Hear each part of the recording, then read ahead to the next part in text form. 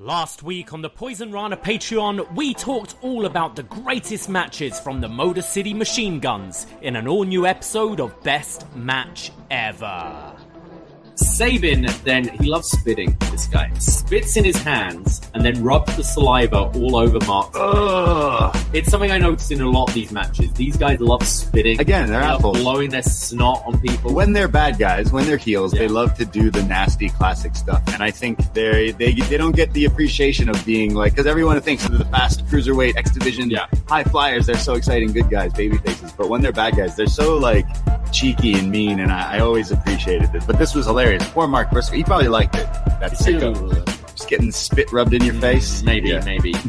Get this show plus NXT retro reviews, wrestling reviews, movie reviews, and so much more over at patreon.com/poisonrana, and it's only $5. So what are you waiting for? What are you waiting for, huh? What are you waiting for?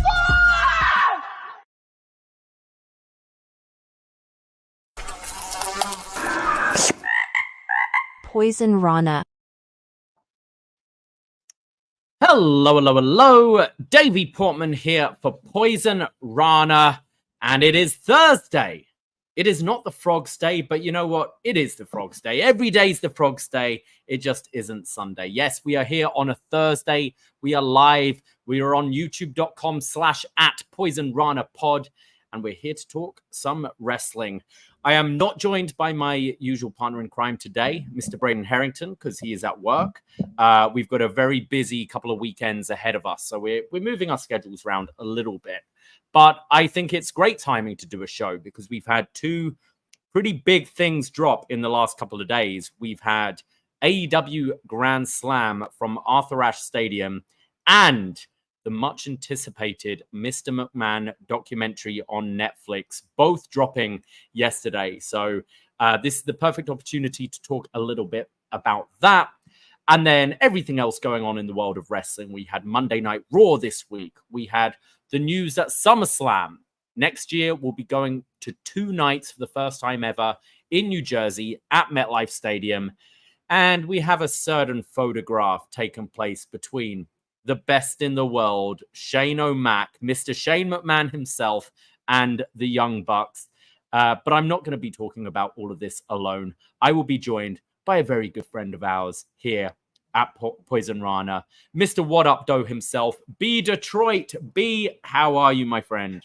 What up, though, Davie? What's going on, my brother? I'm doing pretty good. How about yourself?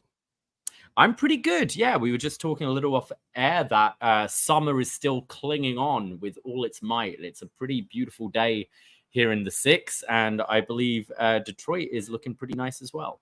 Pretty nice. You know, got that nice sun out with a little bit of cloud to come over to cool you off a little bit. It's just beautiful outside right now, man. Absolutely. So what's new, B? It's been a while since just you and I have done a show together. I think we maybe did an Up Next maybe sometime last year. I don't know. I feel like was it Up Next or even back in the BD Elite days? Maybe. It's been a long time, I feel. So yeah, I think we did an NXT not too long ago together, right? I think so. That sounds about right. That sounds an about NXT right, show. Right? Yeah, NXT show. Man, nothing's going on much up here, man. Just been working like crazy and trying to keep up with all the media that's going on, man. We got a lot of good stuff going on. We got great TV, great video games being announced, great wrestling, stupid, crazy tabloids, and we got some crazy election stuff going on too. So it's just the Americas is kind of crazy right now. So yeah, I just been keeping up to date with everything, man. Just trying to stay busy. Nice. Yeah, I mean, you're talking about America being crazy. I'm in the process right now of learning all about Canadian history, Canadian politics, all of that. I finally got my invite to take my citizenship test here in Canada. So nice. I thought I'd have a bit more notice. They're like, hey, you got to take this test within a month. And I've got like 600 different things I got to learn, including dates, names, all of that. Some of it is common sense, you know? Okay. Yeah. Some of it is like, what date did this happen? And it's like, I don't fucking know. So luckily there's like a Duolingo style app that I'm learning all my Canadian history through. It's pretty bad because I'm obviously a European. I'm from the UK. I live in Canada, and I feel my US geography is better than both my Canadian geography and my European geography. And you know what I put that down to? What's that? Pro wrestling. Yeah, of course.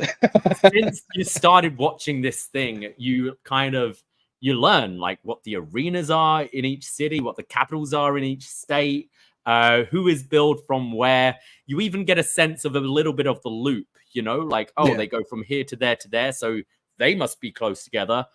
They're showing pictures outside. It's snowing there. It's sunny there. You kind of get a sense of US geography through wrestling that way. But yeah, that's what I've been up to. But you say you've been catching a lot of movies and music and TV and the like. And obviously you have a show on this very feed once a month called What Up Doe, yourself and John Cena. And maybe for listeners who haven't checked it out yet, what is What Up Doe and what can they expect from this show? Oh, sure. What Up Doe is just me and Cena shooting the shit about pretty much everything that you like to tune into in media, TV, movies, video games, a little bit of music. Well, mostly music. We talk a lot about rap. If you want to get up to date on the Drake and Kendrick beef from this past year, What Up Doe has all of that covered. We have a special episode with Wade Teen and Braden Harrington. Great show if you want to catch up on that rap beef. But anything else that has to do with like sports and everything else, we kind of cover that too. I kind of cover a little bit of sports because now that my Detroit Tigers are kind of creeping into the playoffs, I'm going to be keep my eye on a little bit more baseball this season. So yeah, What Up Doe is pretty much just a hang, man. If you want to hang out and hear people talk about all of the medias and things that you like, we talk about that too. So check us out. Yeah, I feel in the world of pro wrestling, like wrestling fans tend to have very similar interests in general, you know, like comic books, video games, movies, just general pop culture.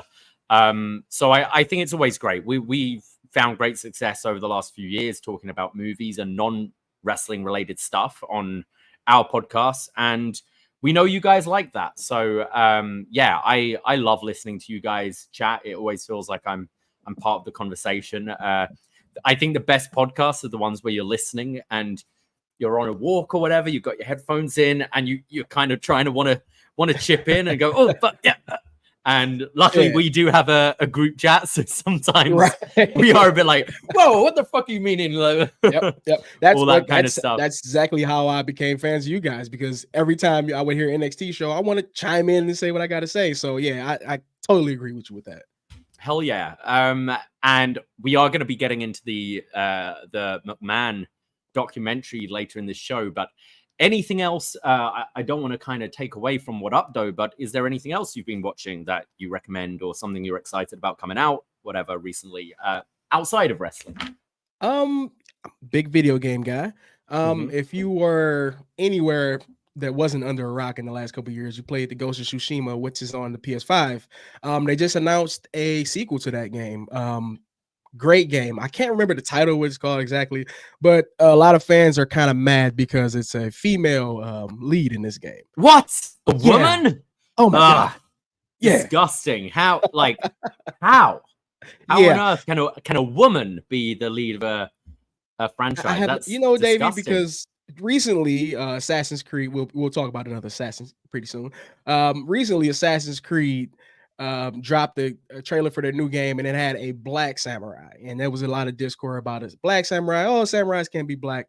Now we got a female samurai, and now females can't be samurais either. So apparently we don't know what we want this day. So they're calling it the Woke of Tsushima. So yeah, it's crazy. Discourse is wild. It's video games. It's make believe. Come on. right. Yeah. We're all pretending here. Come on. Nice. I do remember you and Cena were big fans of the last game that came out. So looking forward to hearing your thoughts on that. Something I started this week, The Penguin. Have you had a chance to check out The Penguin yet? I have. The Penguin is really good. I think I'm gonna save The Penguin for What Up Doe, but The Penguin is really good. I heard someone compare it to the Godfather of Gotham. And I was like, Yeah, I can see that. I'm just ready to keep going along with this ride with this show. I don't want to give too much because a lot of people haven't seen it yet, but it's a really, really good show. I'm ready for the next couple episodes. Yeah, I'm not going to go into spoilers, and I know yourself and Sino are probably going to dedicate quite a bit of time to this on the next episode of What Up, Though. But so far, like just one episode, I really, really liked it. I think sometimes when you get these TV spin-offs, it feels TV. You know, I'd say to an extent, Agents of S.H.I.E.L.D. had that. It was good. Like, it was good for TV, but you definitely still see the TV budget and that kind of thing. Whereas right away, going into this show, it felt just like a continuation from The Batman with Robert Pattinson. Like, everything looked the same. The music was the same. Colin Farrell is just unrecognizable in this character and is so good. So, and kept that grittiness, that darkness. And I mean, some of the best shows and movies are mobsters, right? Like Sopranos, Goodfellas, all that stuff. And it really felt in line with that. And I think as a bridge, because it's quite a gap. By the time the Batman 2 comes out, it's going to be about 4 years, I think, between the movies. And I believe they're talking about isn't there like a Gotham PD show coming out on I haven't heard anything HBO. About that yet. I believe there's like another spin-off or something in the works to come out before the Batman. And if it keeps in line with this, I think it's going to bridge the gap so nicely going into that and make the Penguin that much bigger of a character. But I was really impressed. I thought the castings all were good. The PD show got cancelled, according to John Cena. But we'll see what else. I mean, I imagine if this is a success, they're going to want to pump out more and more. But I was a fan of The Batman, and you can find our review back in the archives for free on this feed, because we have reviewed every single Batman film on this very feed. So go and check that out. But yeah, I was pleasantly surprised with this, and yeah, it didn't take me that long to get into. So really looking forward to that, and I'm sure a lot of our listeners are going to be fans as well. I know we've got a lot of Batman fans out there, so yeah, looking forward to hearing you talk all about that on the next. Absolutely. Now, quick question though, Davie, do you see? It's just the episode that you watched so far. Do you see them using in the future using the Penguin as like the big bad in the future Batman movie? I don't know if the big bad, but I think he should always be a presence there. Like I've never really considered the Penguin as the like super villain in Batman anyway. Like he's a villain, but I think he should be a presence through all these movies of like kind of running Gotham, and then his dealings with whatever your big bad in each film is. I was actually having a chat yesterday because we had people over to watch Grand Slam, and we were talking about like, is Barry Keoghan the Joker in this series or not? Because apparently the HBO version of the Batman, that scene's been removed with the Joker and stuff like that. And personally, I just think, you know, we've got this Joker franchise with Joaquin Phoenix, which is great and feels dark and grounded and gritty, just like the Batman. Wouldn't it be cool if part 3 of both these franchises were them finally meeting together? I think the Joker part 1, like, he's coming across as a bit of a sympathetic character, and by the end of it, you're like, okay, no, this guy's a bad dude. And I think they should push more into that into the second one. By the time you get to part 3, you should be like, no, this guy's a villain, Batman's a bad guy. I think that would be a cool way of doing it. Like, and I like Barry Keoghan as an actor. I think he's good, and I think he'd bring something pretty cool to the Joker role. Just, do we need 3 different Jokers going on at the same time? I don't think so. And I think if you both are doing the sort of R-rated version of Batman and Joker, why not just bring them together with all this work you've been doing, building up, whether it be on HBO series or the movies or whatever? Yeah, well, one has a Lady Gaga, so I think one is more important. Yeah. Bring her in as well. Why not? Yeah, why not? Yeah, I'll take it. Why not? I'll take it. No complaints here. No complaints. Well, let's get some little plugs out the way. You might have heard at the beginning of the show our little trailer for our best match ever, Motor City Machine Guns, that we released last week. The reports are that they have signed with WWE, that they are NXT bound. Most likely, I would imagine, on either this Chicago or St. Louis show coming up for NXT. B, you are from Detroit. You are Mr. B Detroit. These are your boys, right? Like, what's your excitement level? See the Machine Guns. Very excited, man. Like, I think I said on the last What Up, though, that like I've never seen them in Detroit in a big venue. So this is going to be cool. Like the first time they're in LCA, Little Caesars Arena, that's going to be electric. I'm not sure where they're going to land. Or are they going to land on NXT, or are they going to be on the main roster? What's going to be going on? You know anything about that? The talk has been NXT, I believe. But that's nothing official. Like, we won't know until we see them. But right. That is what I believe, what I've been reading in the dirt sheets and all that. Where would you like to see them end up? I wouldn't be mad at NXT because I like the tag team scene down there right now. Mm-hmm. But if the main roster is going to get the Lucha Bros, and you got the Viking Raiders coming back, and it's just like a big ROH party going on the main roster right now. So I really wouldn't mind where they go. Those guys will adapt to anything, and they're going to put on great matches. I'm just happy they're getting this break, man. It's been so long that I've been like, man, they would be perfect over here. They've been perfect in NXT when it was Gargano and Ciampa's reign down there. But they're here now. That's all I can be happy about, and I'm very excited about this.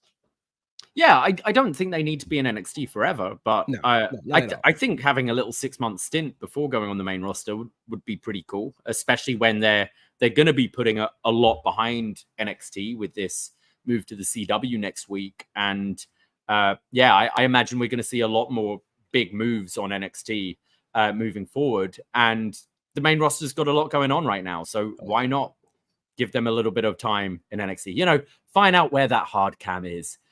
Before going up to the main roster. Exactly. There you go. Find a character, get your entrance, you know? Get your entrance together. You know, exactly. Get something to do on the ropes or something. You know, get a good t-shirt or something before you go up to the main. I no problem with that. But you can find that show, Best Match Ever, Motor City Machine Guns, by going to patreon.com/Poisonrana. It's only $5 a month.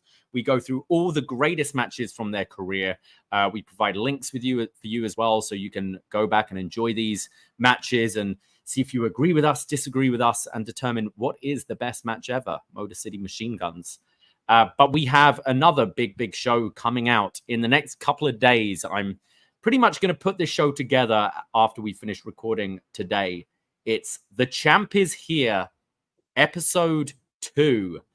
And this is the second reign of John Cena as WWE champion. Yeah, we are doing at least 16 shows going through every world title, WWE title, any iteration of the main title in WWE of John Cena. And we finished the last show talking about Edge cashing in the briefcase at New Year's Revolution and becoming the new champion. Well, in the next episode, we're talking about John Cena's journey to getting that title back from Edge at Royal Rumble just a mere 2 weeks after, and then going into WrestleMania season, his feud with Triple H and everything that comes out of there. There's a great triple threat from Backlash with Edge and Triple H, and then moving on to Rob Van Dam cashing in his championship opportunity at ECW One Night Stand 2006. We were joined by the wonderfully weird Jordan Goodman from Detox and the Wellness Policy, as well as Matty Edwards from GRAPPL to talk all about this. We go about 2 hours talking about this entire reign, his defenses, what we thought of this, how it compared to his previous reign, and where we're at with John Cena. But loving doing these shows so far. It's a real in-depth look at this man's career, who will be hanging up the boots next year. So go and check that out. We will be dropping that show tomorrow. Yeah, I'm excited for that one. The first episode was hilarious. A little long, but I expect it was long. Less. Expect nothing less from Brother Nate and Andrew Thompson, man. Shout out those guys. But it was a good show. Great show. Thank you. And talking about Jordan Goodman, he joined Braden Harrington, my usual co-host, on this very feed just earlier this week for a brand new episode of Detox.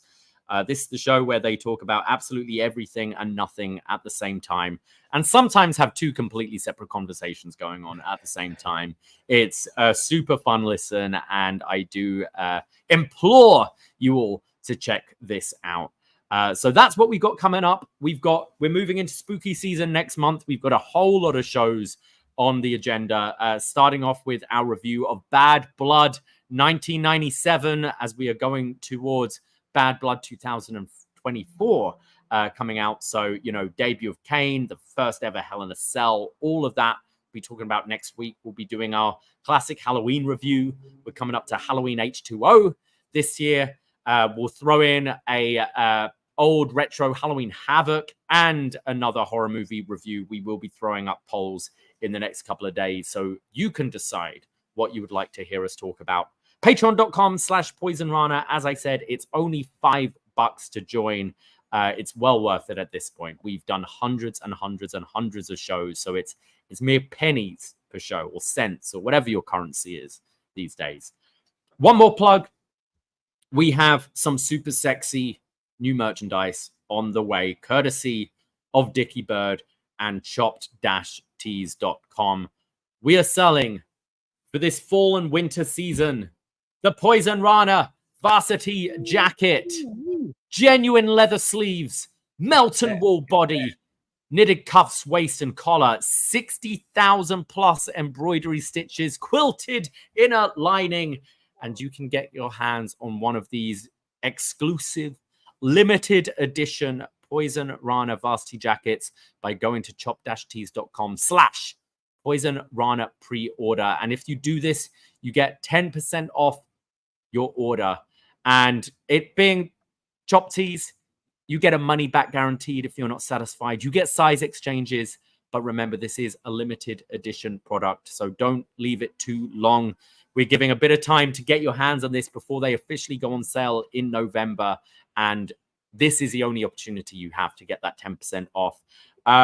Chop Tees is also paired with a company that allows you to kind of pay in installments as well, up to 6 installments. So takes the pressure a bit. If, you got rent coming up, you've got birthdays, Christmas, that kind of thing, and you might not want to put your credit card on the whole thing. There is 0% interest on this, so you can divide it up over a couple of months to get your hands on this limited edition jacket. It looks absolutely gorgeous. It looks amazing, and might I say, Dickie Bird was sporting it in that picture, man. He was really rocking it, right? Oh, he's got the flow going with the hair. He's got the beard. Yeah, it's the perfect length. Definitely make me want to buy right now. Look at that. Look at that. The moody look down away from the camera. Oh yeah, definitely got the Gen Z look down pick. Absolutely. The jacket looks great though. Shout out Dickie Bird. Yeah. Unfortunately, Dickie Bird does not come included with this jacket. Oh shucks. Oh shucks. Well, shall we talk about some wrestling, B? Let's talk about some graps. Let's do it. Let's start with AEW Dynamite Grand Slam from last night, taking place at Arthur Ashe Stadium in New York City.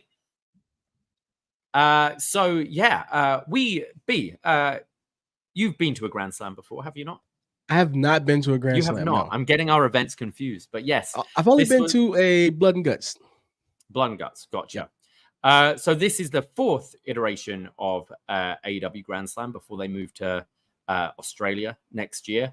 But yeah, ticket sales not doing so great for this event. This is a 20,000 seat venue. As of last week, reports were around like 4,000. I believe they ended up hitting at about 8,000 for this event. So a great push in the last week. I wonder if the announcement of like Nigel versus Danielson and Mox versus Darby played any factor in that. But what did you think of the setting of this? I thought they did a pretty good job of dressing this up to look busy. They cut the stadium down kind of in half. In the past, we've had that long entranceway with the LED sort of New York streets with the yellow taxis and all that going up and down. They cut that a lot shorter this year, but in doing so, it was able to fill the rest of the venue where there wasn't any tarping or darking off of sections or whatever. So I thought they did a good job of making this still feel like a pretty big event. Yeah, they did what they could. Just the fact that this is their 4th Grand Slam in the same arena, right? I was already like kind of conditioned to see that big grand entrance that they used to have. So when I turned the show on and I seen a small entrance, I was like, well, I kind of get it, so I wasn't really that hard on it. I mean, it looked good. I didn't see any big rows of drapes in the crowd at all. All I seen was people jumping and cheering. So yeah, they dressed it up pretty good. Yeah, I think next time they run this venue, it should be a pay-per-view. I think absolutely. it's a big ask getting people to go to Queens on a Wednesday night, especially when you're doing this mammoth taping. I think doing it on a Saturday would be a lot easier. But also I hate when you have these venues that can be an outside venue and the roof is on, because it just looks like any other venue. And I've said that right since the first Grand Slam, which was essentially a sellout with 20,000 people in. I don't think they shot that to make it look as good as it possibly could. And maybe doing a pay-per-view in, like, obviously you can't do it US Open season, but pretty much any other time of the year, I don't think much is going on in this venue. So get it in the summer, get that roof open, get 20,000 people in there. I think would look awesome, this venue. I think it was like, I'm not sure of the weather in New York, but like, I don't think it was that bad. They could have popped the top on that thing last night, man. Like I was kind of expecting that too, because the stadium looks amazing. If you see it for a tennis match, it looks amazing with the roof open. But yeah, like you said, I kind of want to see a wrestling show with the roof open. Give me a WCW element where we're kind of outside again. Kind of like the space is already outside. Yeah, absolutely. Yeah. We opened with Nigel McGuinness coming out and him calling out Bryan Danielson. The Flight of the Valkyries music hits, but no Bryan Danielson. So Nigel asks the ref to start counting to accept his win, which was a bit weird because this match isn't official. It was whether Danielson is cleared or not. So I don't know how the record books would have gone there. But then we hear Europe. We hear the final countdown. Danielson does come out, and they go about 18 minutes here, 18 minutes, 51 seconds. It ends with Danielson locking in the label lock, Nigel McGuinness saying thank you and tapping out.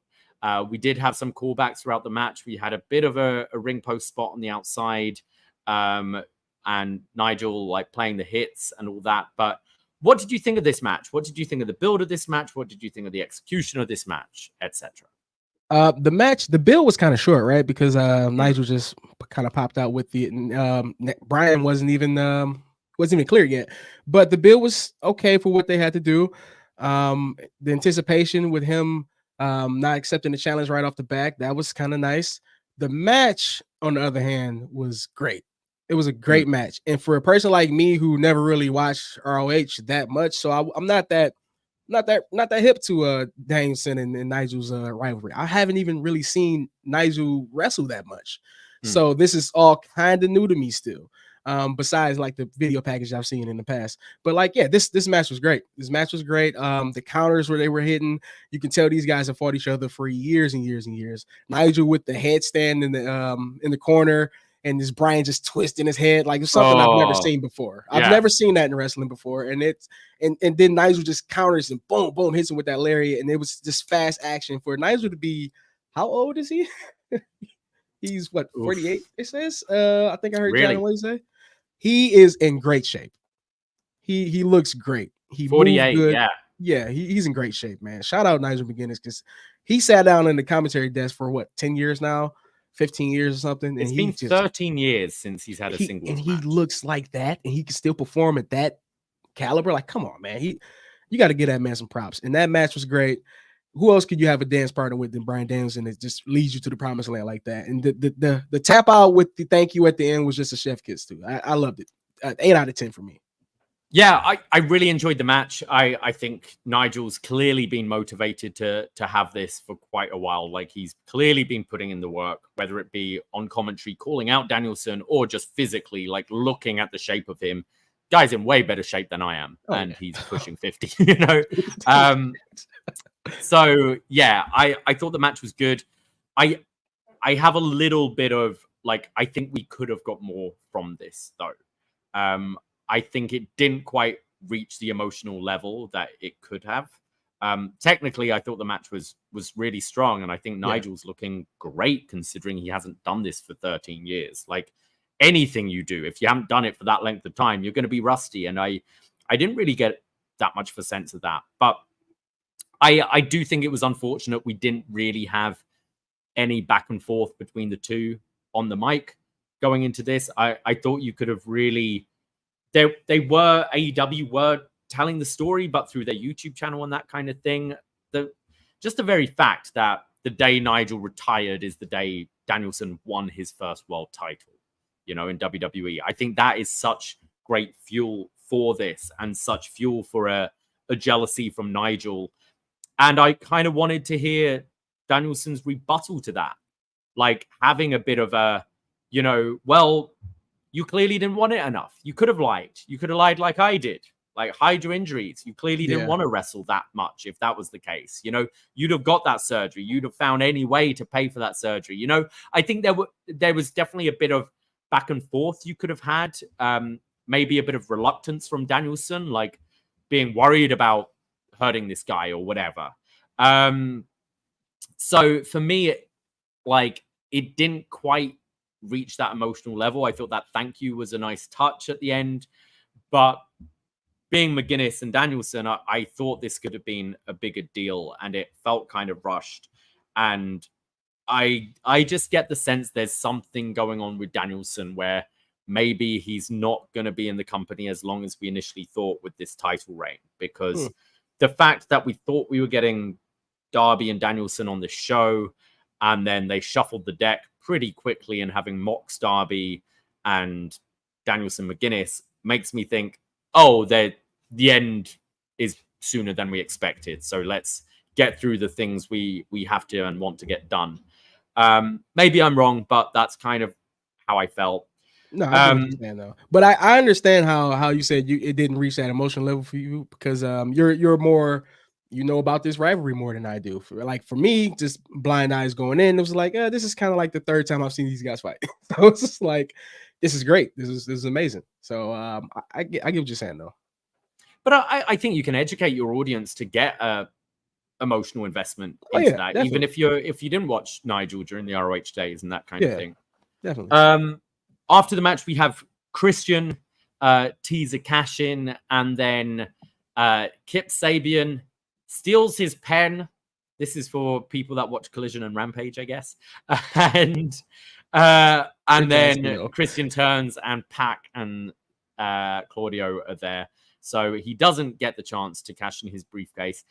Again, I thought this would have been quite a good moment to have more of an emotional moment with Nigel and Danielson. I think you could have teased the cash in and even had a beatdown on Danielson, which McGuinness makes the save for and sends Christian packing. And then you finally have a handshake and an embrace between Danielson and Nigel and kind of burying the hatchet.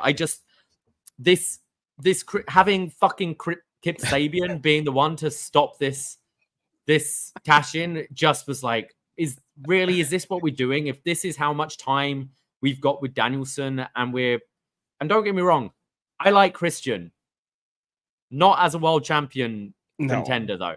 No. He's great. Any other title in that company, any of the other 64 titles you got going on, 64 but world championship and Danielson's final reign, like no. And Kip Sabian being the shining knight here, like fuck off. Like I think you could have done something pretty cool here with Danielson and McGuinness, and again raise that emotional level a little bit. I totally agree. And stealing the pin was the stupidest shit I've ever seen in my life. If anything, if anything, Christian wants that done, he goes to the commentary desk, grabs a pen, and signs that contract, and that match is happening right now. Yeah, like if anything, that was the dumbest shit I've ever seen. But what else have they gave Kip Sabian but dumb shit? So that's what I expect from that. So how does this contract work? Is he's got to sign the date and the time of the match, or he's got initial here, initial there? He just needs to, because if it's just a signature, you just have this signed already, wouldn't you? Yeah. Are we just going to see someone else sign it? Be like, nope. Could you imagine the Money in the Bank having that to it? No, Yeah. what the hell? Sitting ringside, like, oh no, Dolph getting Ziggler a didn't lawyer find a to pin. Yeah. notarize it. Like what? Like, oh man. so that was that. We then go towards an FTW rules match for the FTW title between Hook and Roderick Strong. Hook going over and actually having a handshake. They were kind of, you know, the Undisputed Kingdom have been heels. We kind of go, oh, are they teasing a fake out here? Are they going to beat him up? But no, Roddy shook his hand. Taven and Bennett even were like, yep, good job, mate, and left. And then Hook finally retiring the FTW championship, giving it to his dad, Taz, who is like, all right, let's shake hands. No, buddy, let's fucking hug here. But what did you think of this? The maybe character change of the Undisputed Kingdom and retiring of this belt? Well, the Undisputed Kingdom needs something. If they ever want to be considered for anything else. The FTW belt meant nothing. I'm glad that Taz can go put it back in his office. Mm-hmm. Now Hook can move on. Yeah. Now he can move on. Now he can stop pouting and holding that title in the corner. Hopefully he can get some kind of like further character development or something. I was kind of hoping he turned on his dad.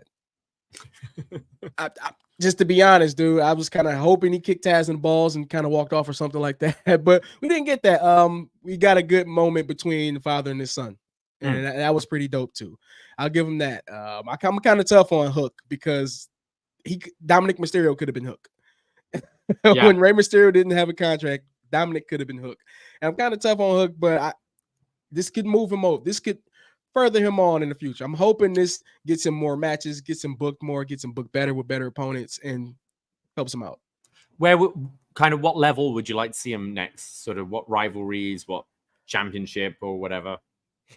I wouldn't be upset at like a tag run or something if he can find a guy, but I still wouldn't be upset about a solo run too. I mean, it's a lot of belts out there. He can pick a division and stick with it and just, you know, they'll book him strong because he's Hook, but yeah, he can find a division and I don't know, challenge Ospreay or maybe Okada. I know it's a tournament coming up soon, right? He should. Was it November? I feel it's World's End, the final. Yeah. Yeah, so he should get a good push in the tournament if they want to really do something with Hook. I think that's a good idea. I think the Continental Classic, if we are doing it again, should have a lot of your big guns. I'm thinking obviously Okada, but your Takeshita's should be in there. I think you should have a lot of main event level people, but a Hook would be a great sort of younger talent to put in there to really test him. And not even to like win, you know, just have good matches. Like say if like a G1, I wouldn't be mad at Hook going on excursion. You know, I wouldn't even be mad at that. Honestly, I think that would be a great idea. And honestly, I think an NXT would be way better for a Hook than AEW is right now. Not that you're going to do an excursion to NXT, but I see that being a lot more beneficial for Hook than AEW at this point. You also do have the connection with Joe. He's off filming. I assume he's been off for a few months, so I assume Joe would be coming back soon. Whether that's a tag team, you can get together and challenge for the Young Bucks at one of these pay-per-views. Maybe that's a run you could do at some point. I would like that. I would like Joe teaching Hook how to be just a badass, and that'd be even better. Yep. And maybe the character turn from Undisputed Kingdom, could that possibly indicate Adam Cole coming back? Because I do not expect Cole coming back as a heel after this latest injury. I think they tried it. It kind of, everything just went wrong, you know, with the devil mask and his injury and having to rush that storyline. And now MJF's a heel. Maybe it's a way to get Adam Cole back in the mix, but now they're the good guys. Yeah, but you gotta kind of make people like Mike Bennett and Matt Taven. So good luck with that. Good luck with that. Fair enough. Sino is in the chat right now saying NXT might not be out of the realm. His AEW contract is reported to be ending late 2024. What do you see, Hook? Do you see him sticking around? Yeah, he's not going anywhere. You don't think? He's going to be AEW lifer. For sure. Interesting. He'll replace Sammy on the pillars list pretty soon. We then went to our AEW World Tag Team title match. The Young Bucks taking on Kyle Fletcher and Will Ospreay. The Young Bucks winning in 19 minutes, 27 seconds via a blind Rick Knox. Yeah. Yeah. A lot of weird things. I just watched this match again, by the way. Rick Knox is a funny guy. The match is basically a tornado tag, but you get a down. Kyle Fletcher's on the out and he starts counting. I'm like, what are we doing here? What is even going on? I like the match though. I can't even lie. Like I didn't like the match. The match was fire. The match was fire, Davie. It was a lot of exciting moves. The kickouts. They got a little bit too much at one point. I was kind of like, these are all finishers they're kicking out of. I can see if there was kicking out of setup moves, but you're kicking out of finishers continuously, and that's kind of the thing for me. But other than that, dude, when does Ospreay not have a good match? Yeah. When is it? Let me know when. No, never. Yeah, never. Yeah, I agree with you about the finishes. I do like in a tag that you can hit a finish and have, your partner break it up or something like that. So you get the near falls that way. There was a little bit of, I think there was a title shot and a BT trigger at one point with a kick out. Kyle Fletcher kicked out of a title shot and a BT trigger. No, it was a title shot and like a Meltzer driver or something. Meltzer driver, something like that. And it's like, Fletcher, I've seen you get pinned over less in like weeks ago. Weeks ago, right? But nitpicking, like fantastic match.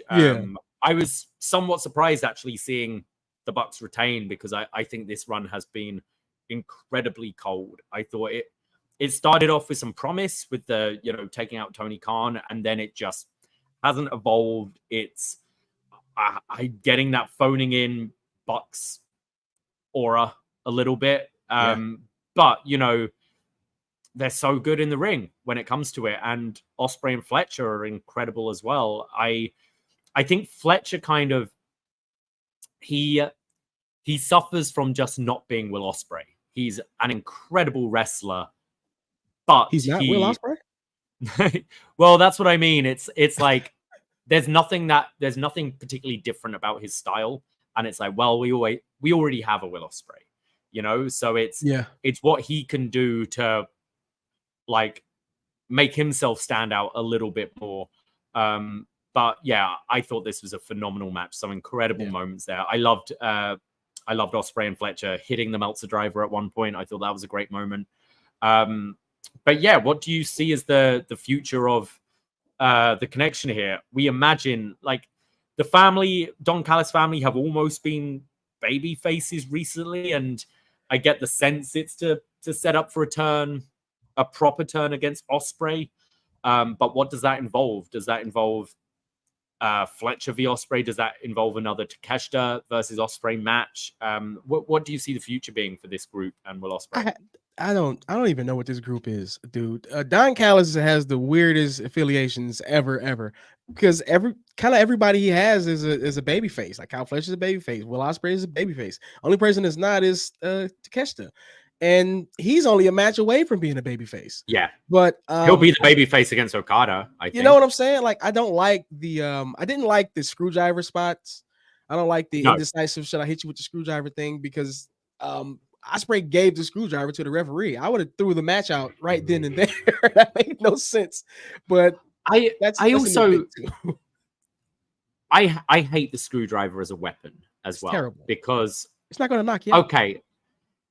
Well, it's going to fucking kill you if you use it properly. This is something you use in The Walking Dead. This is what you kill zombies with, a screwdriver to the brain.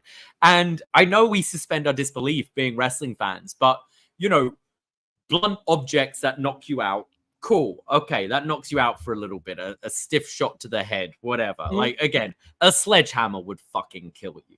But a spike that we're driving through your skull to your brain is murder.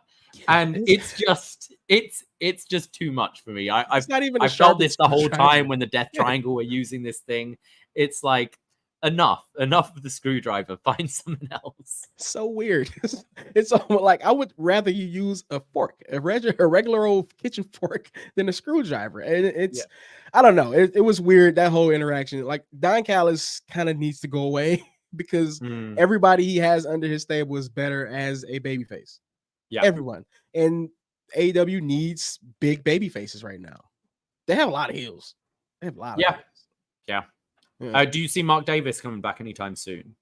You know, has to be. I think the use of Aussie Open's finish the last 2 weeks kind of maybe tips your hat a little bit towards that. Yeah, this loss might, he might pop up next week or on one of these other shows like, hey, you're tagging with this guy now, So yeah, I think he does pop up, and that might be better for Kyle Fletcher and better for the tag team division as a whole.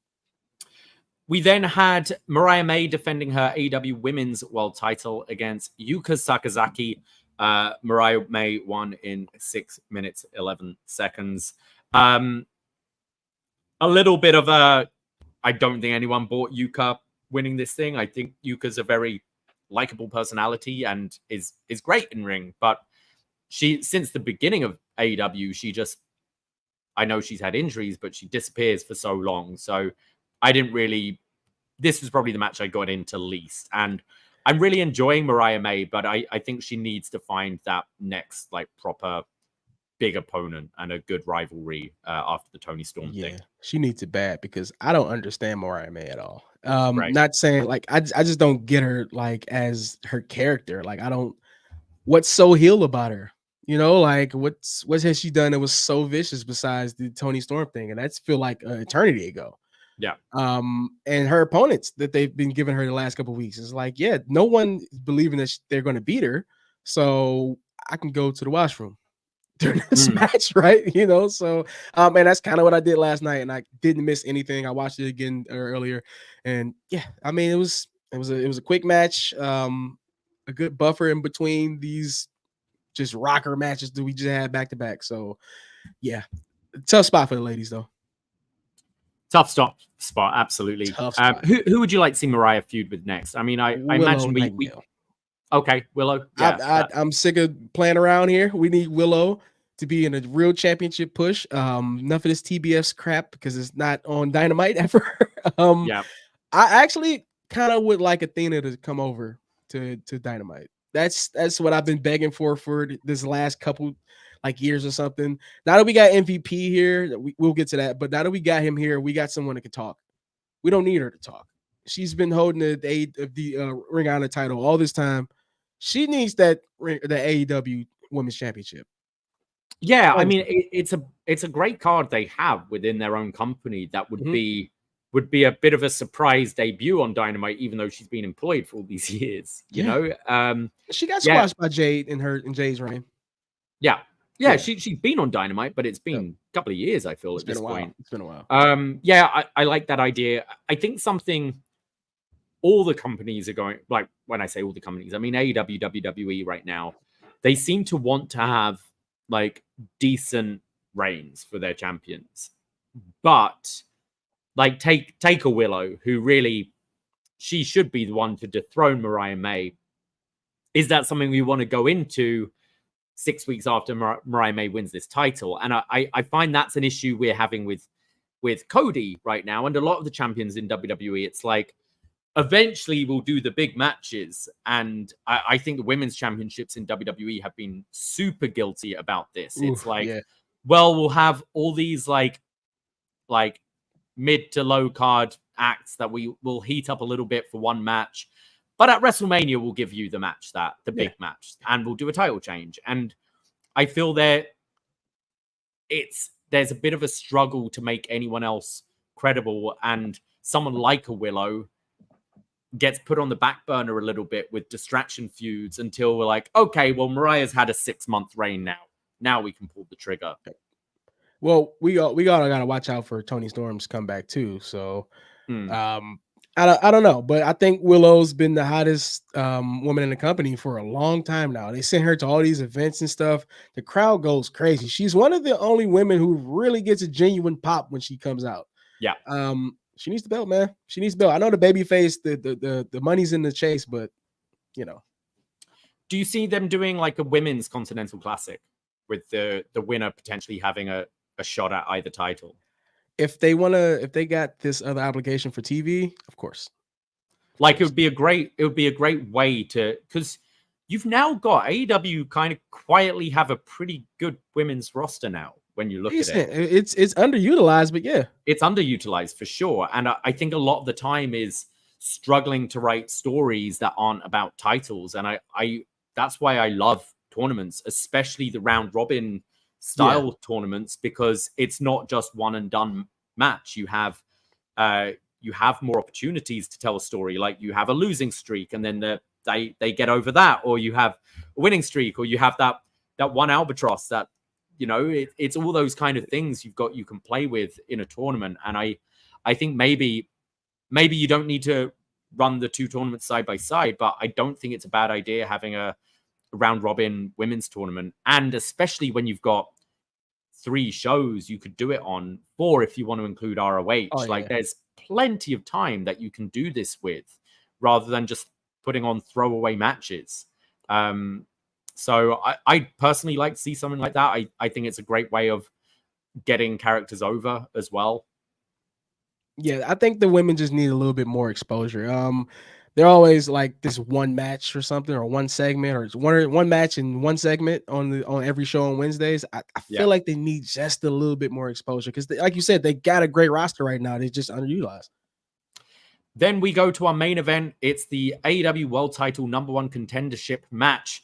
Jon Moxley taking on Darby Allin in, as you expect, a pretty brutal match here. Darby, I think he must have lost a tooth or something, but bleeding pretty badly from the mouth very early on. There was this crazy spot that I don't think I've ever seen before. We see the shoulder into the ring post all the time. I've never seen someone launched spine first between the turnbuckles, crashing against the ring post and then falling to the outside. This looked absolutely nuts. Darby Allin is just incredible. And I know we worry about, like, I've been saying this to people recently. I think he's such a rare performer because I think he's a world-class, incredible stuntman who can wrestle. And why not utilize that? This guy clearly knows how to take bumps that other people don't know how to do. And it's stuff you would see on a movie set, people falling downstairs and shit like that. Except this guy's a phenomenal wrestler as well. And going against someone with the brutality of Jon Moxley, who could just get the best out of him with that. I thought this was a really fun match. It was kind of what I was expecting. I think it's way too soon with this character shift to have Jon Moxley lose. And I do see, unfortunately, Moxley being the one to beat Bryan, to have that title. And then this is the big thing Darby is chasing, that win over Jon Moxley. And you can have that in early 2025. Isn't the route I'd go. I'd want Bryan there to have a much longer run. I really want to see Darby versus Bryan at some point. But I don't know. I just feel something gives me the impression things have changed. And this is a quickly rushed end game, maybe with Mox taking that title. But what did you think of the match, and where do you think the direction's going? The match was decent. I didn't really get too invested into it because he kind of just got hot-shotted onto the card. Didn't really get that much into the match. The crowd, was it just me, or did the crowd like kind of take a dive like midway through the match until Darby started really taking those crazy bumps? Yeah. But it could just be from exhaustion. I mean, it was crazy matches all night. I mean, you can't stand up and cheer all night. You can get hyped for some crazy spots, but this crowd had 2 hours left after this match. Dude, yeah, and imagine you just watched Ospreay and Fletcher versus the Bucks, and you're like, I got 2 more hours after this. Yeah. But the match was okay. Darby is insane. He is insane. That X-Plex on the stairs hurts my back right now. I'm hurting right now from that. Like even the flat back bump he took on the outside exposed floor, that didn't look like it felt as bad as that X-Plex on that stairs. Jesus Christ, how do you even adjust your body to take that comfortably? But that's just, like you said, the genius of Darby Allin, though, man. He's he's not a glorified stunt man. He's a stunt man who wrestles. He's not. Yeah. You can't give him that moniker. But yeah, that match, man, it's rough. I don't want to see it again right now. I want to see them again somewhere down the line. I think I feel I'm in a weird place with Jon Moxley as well, where I really respect him. I enjoy this character. I don't have a whole lot of interest watching him wrestle. And that's not me saying he's a bad wrestler, because he's absolutely not. But I'm just kind of, the idea of a Jon Moxley title reign doesn't excite me. And I can't say there are any matches that I'm excited about seeing. Whereas there is with this Danielson reign. There are other matches I want to see. There is it with a Darby reign. So I feel like we just might all have some Moxley fatigue. Yeah. He never got to take that vacation. You know? No. He never got to take it. We've been missing Kenny this whole time, but we've been getting Mox. So that might be a part of it. But like you said, yeah, I agree. I'm not over the moon about a Mox match unless I know it's going to be ultra violent. That being said, it's not a foregone conclusion that Mox is winning this title. And kind of to counter my argument earlier of, I think there's so many, stopgap title challenges where you have no belief that that person's going to win. I think Danielson Moxley, like, you absolutely have me buying Moxley winning. So if Danielson does win that is a surprise. And I think it is the most credible challenger you have going right now. Mm-hmm. So yeah, I'm a little bit torn with it. Yeah. Yeah. But I, like you said, still a Jon Moxley fan, still gonna be up to watch his matches, but like I'm not as attached to him. Then he has like this kind of new BCC going right now with Pac, who doesn't like wear the uniform. Yeah. He doesn't wear anything. He doesn't wear any clothes. That's what he's on the plane wearing. That just in his reading glasses. But yeah, I'm not sure what we're doing right now with this group. I wouldn't even call it BCC anymore if I was him. I would change the name altogether. What are we going to do with the trios belts that one babyface has, one of the belts of? You know, like what are we doing right now? Kind of in the limbo with Moxley's like matches too. So I kind of get what you're saying. But to go further with the future of the AEW title, only person I would like to see take the belt off Bryan when he's finally ready to go is Kenny Omega. Yeah, we haven't had that match. Yeah, that's all I want. I mean, we haven't had that rematch, have we? Yep. It was a 30-minute draw. It felt like a tease to something bigger, and circumstances we never got that something bigger. So I think that would be great. I would absolutely love to see that. I'm pretty sure Bryan wouldn't mind getting retired by Kenny. Yeah. Overall, what were your thoughts on night one? Were you pretty positive on this show? Yeah, pretty good show. Just one kind of down match on the card. Well, kind of two. Wasn't really a fan of the FTW title match. But everything else, that tag match, great. The Danielson match was amazing. The Moxley match was good. I can't really, Sino in the chat's reminding us, because I'm going through the matches here. But yes, we had MVP show up in a segment, which I thought this was very interesting, and I kind of like best promo in the game. Best promo in the company. Instantly. He's fantastic, and I think it was a wise move. We don't know if Lashley and Shelton or whoever are assigned, but I think having him show up and kind of tease what's coming forward, it gets us talking. And I'm very intrigued with what we could get with whether it be the Hurt Syndicate, which seems to be what maybe they're going to be going with. Hurt Syndicate, I love it. You take you get the Hurt Syndicate, you get Bobby Lashley, you get Lee Moriarty, you get Powerhouse Hobbs, and you get Athena. Nice. Okay. And there you go. And that's the Hurt Syndicate. We've also got Leo Rush there, who has the history with Bobby Lashley. That could be the first feud. Okay. I sig Moriarty on Leo Rush. Okay, and let Moriarty kind of build his way back up, because I remember when he first came in, everybody looked at him like he was about to be this next guy. We thought he was going to be in the BCC, and that didn't work out. This could be a chance for him to finally get to the heights that we want him to. Like, everybody loves him on the Indies, but he never got that AEW push like he needs. All right, okay. So Moriarty, Powerhouse Hobbs too. I'm sorry, Hobbs. Yeah, he had a pretty bad injury, didn't he? So I wonder how. Did he? Yeah, he blew out his knee against Moxley, didn't he? Ooh, So I didn't know that. I wonder how far off he is, and whether you'd want to have two sort of big lads if it is Lashley in this group. But I mean, that could build to a big feud down the line, or even a tag team with the two guys. I mean, one is almost 50. Yes. Still looks fantastic though. Oh, he's still like granite, like chiseled on a granite rock. I wouldn't say that to his face at all. I'm super excited to see. I thought they debuted MVP in a great way on this show, and yeah, I'm excited to see what happens, because I think we can all agree the Hurt Business had way more to it than it ended up doing, and just legs cut from underneath it for absolutely no reason. So, and he made valid points to Prince Nana. That was the promo was kind of like, that's kind of true, dude. Like, you kind of joke next to Swerve. He's the most dangerous man, and you're dancing next to him. MVP just pointed it right at, put the mirror back in his face. Like, you guys see what you're doing here. The man who burnt down this guy's childhood house is still alive. He's like, put him in ICU. It's like, that was the craziest line ever. So do you see, I assume Swerve and Lashley is the feud, would you think? Yeah, why not?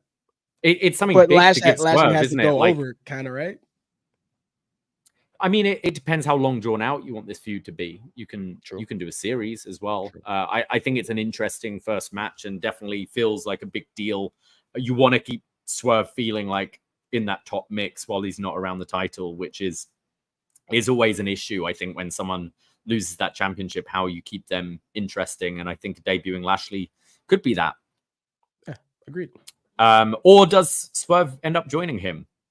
In which case, what do we do with poor Nana? Ooh, he beat him down really badly too. He beat him down. I never want to see Nana leave Swerve. No, I don't either. Even if all he has to offer ends up being a little dance on his entrance, I don't care. Pay that man. Pay that man. I don't want to see him leave him either. It's perfect. You can't see one without the other now. And Cena also brings up Alex Abrahantes. Oh, jeez. Why? Why was he there? Why was he in the ring? I'm so confused. Oh, boy. He is the like UFC ring girls, the like Miller Lite girls or whatever they are, who are paid to, you have to find the camera. You've got to be in the shot to advertise. It's like that, but it's not a hot girl. It's fucking Alex Abrahantes. Why is he always on my screen? What is he doing? What does he have on Tony Khan? Please explain to me what's going on here. Because it's the closing shot. It's Danielson taking out Moxley. He's getting his own back on Moxley. He's back. That's the feud. And I'm here. Zero Miedo. Yeah. Fuck. Look, man. Look. This is too funny. All right. You know what? Because I didn't notice him in the background until this morning. When I watched it again, I was like, well, what the hell was he doing out there? No one. And I helped. Alex, but yeah, man, he's got to be like Tony's like left hand, not right hand, left hand man to turn up on the White Claws with at all times. Because what is he else? Bruce Pritchard? Does he just know everything? Ooh, he has all the secrets. Yeah, don't. He's a loyalist. He'll never get fired. He might be Bruce Pritchard. Or he might be who else was in that? I'm sorry, we're getting to the Vince documentary. Is he Jimmy Hart? Is he? He's Jimmy Hart.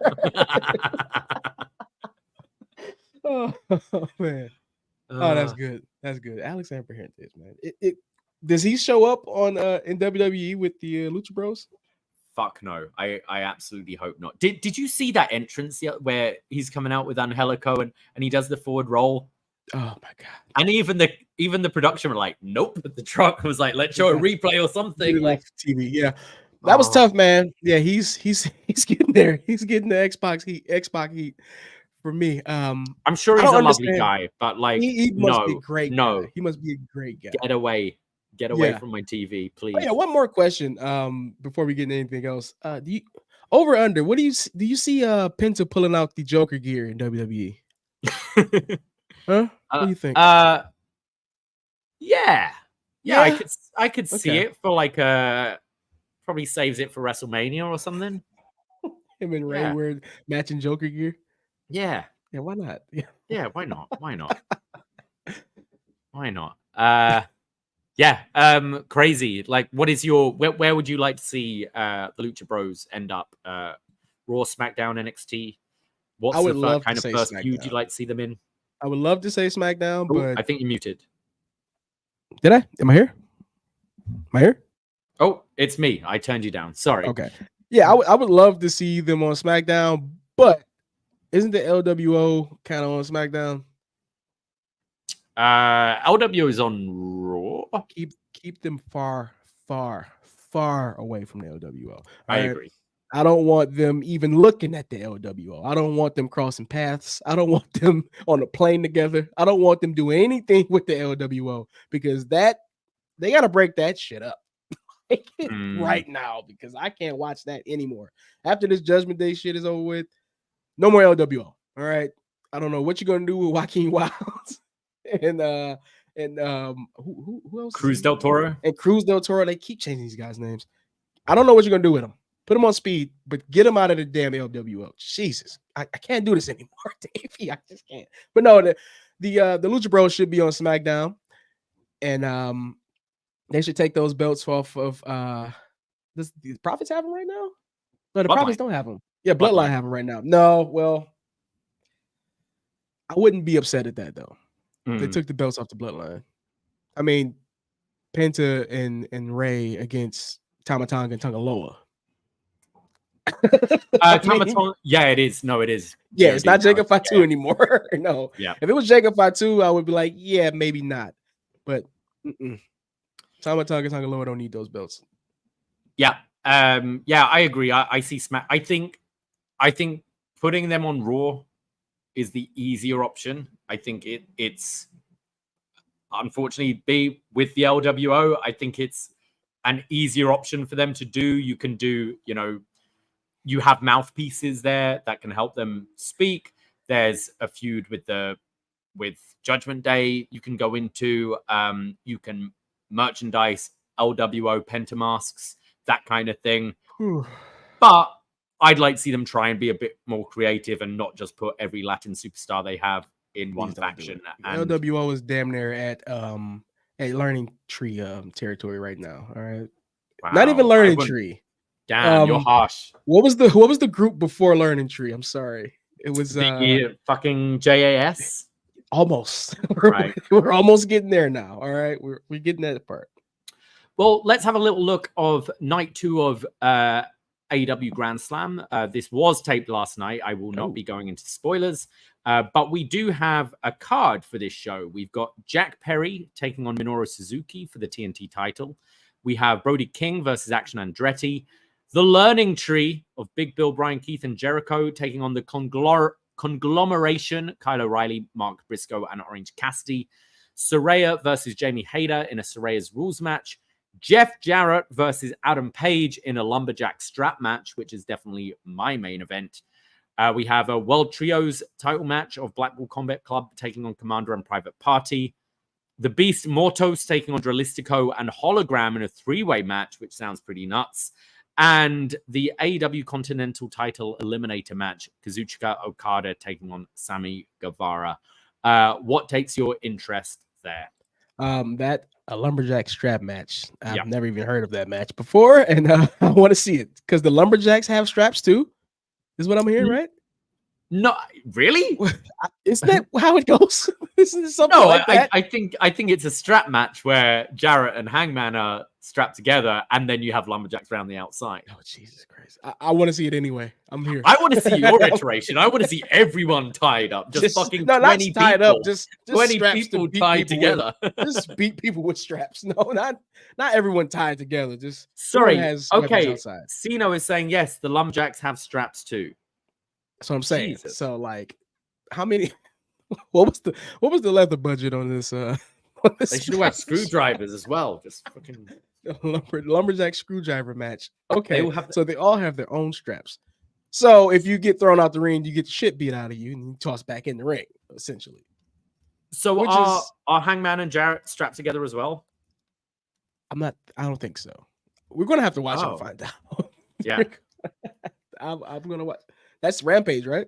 Or Collision. I'm sorry. That's Collision. You know what? Collision. Like I think Collision is becoming less and less must watch, has been for a while. Oh, yeah. But I do think they've split this Grand Slam up in a pretty good way where I am watching this show. I absolutely want to see that match. Okada, Sammy Guevara. I'm not the biggest Guevara fan, but I somewhat has my interest. Like I am interested in that. And that Lucha 3-way actually sounds pretty good. So yeah, I think they've done a good job splitting this up. Jack Perry versus Minoru Suzuki could be crazy, but I don't want to see Jack Perry beat Suzuki. So I would rather see Grandpa murder this man. Will. Oh, he's gonna beat him. He's gonna beat him. So yeah, I would rather see Suzuki just like, God style power driver Jack Perry, but we're not gonna see that. I'll just tune in for the main event then. Yeah. Any other AEW thoughts before we move on? WWE. I think we covered it all. We've covered it all. Yes, did you catch any of Raw this week? Oh yeah, caught Raw. Pretty good show. Pretty good. You want to go over the matches? You want to? No, not necessarily the matches. It's a few days removed now. But what are some things you're enjoying? What are your highlights? Where do you see directions going, etc.? I'm absolutely in love with the Xavier Woods Kofi Kingston story. I think it's the hottest thing on Raw. I agree. Woods' acting has been phenomenal. It's just been amazing, especially because those guys are so close, and like I can see like him he's trying so hard not to break because he's just that guy, his personality. Yeah. But like, I don't know. If I was them, I would let Woods get this dub and just beat Ray brutal, and he goes in the back, and Kofi like, what's going on, Xavier? What's going on with you, man? He grabs him. It's Austin now. Like it's Austin Creed now, like he just completely flips and changes his name and just goes straight uphill. I'm loving this, man. They pivoted so smooth without Odyssey Jones.